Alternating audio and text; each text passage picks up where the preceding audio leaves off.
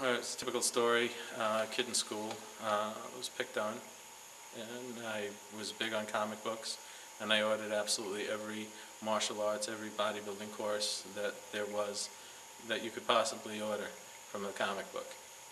And I was sort of like the poster boy for the comic book ad, because I really used them and they did work. And I'd say about 90% of the people in school who were picking on me stopped picking on me. Of course, you always get the 10% of jerks who are never going to stop. But that first introduced me to martial arts. My name is Paul Nobly, and I teach Christian apologetics at Davis College, and I teach Bible doctrine over at Mid-America Baptist Theological Seminary, and I pastor a church, one of the pastors of a church. Maybe it's just wanting to get revenge of people who are picking on me, but it sounded pretty good. It sounded like I'd pick up this book and I'd be able to, go through this book, practice those techniques, and do some damage. I had the book for some time. Maybe I was a 19-year-old kid, and I got into a fight with my brother, and I don't remember exactly what it was. I thought maybe I took my brother out with a single punch or a single kick, but he was down for the count, and I felt so guilt-ridden, so ashamed that I had hurt my brother, that I stormed out of the house that night. It was at night, and I was a 19-year-old kid, and I stormed out of the house at night, and I grabbed the booklet, Dante's booklet, and I walked about 2 or 3 miles in my neighborhood at night, and I sat down on a curb under a street light, and I burned the booklet. Now, I've asked myself why I burned the booklet, because I certainly didn't use any of the techniques from the booklet on my brother. So I've wrestled with why did I burn the booklet, and the best I could come up with was I burned the booklet because of what the booklet represented. I felt in some way it had prompted me.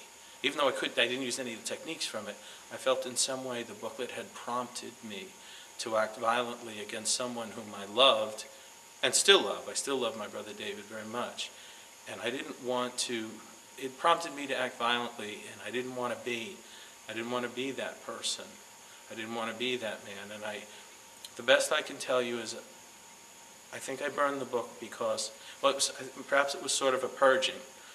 Perhaps it was sort of a purging. I know my brother purged all over the living room rug after I hit him.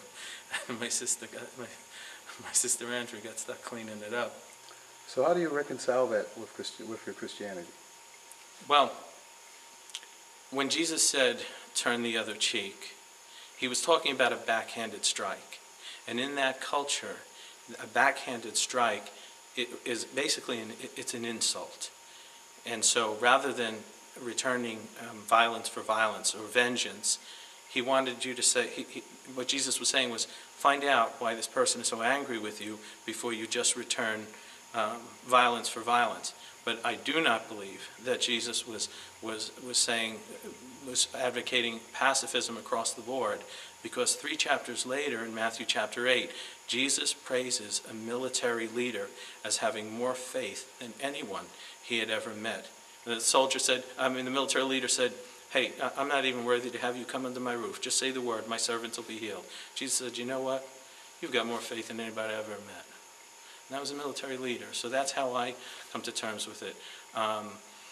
I think what Jesus was saying with turn the other cheek, it was an anti-retaliatory statement.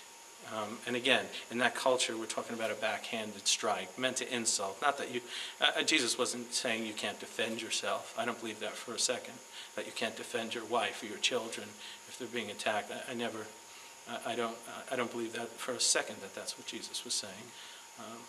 So self-defense, I think, is fine. I think it's important.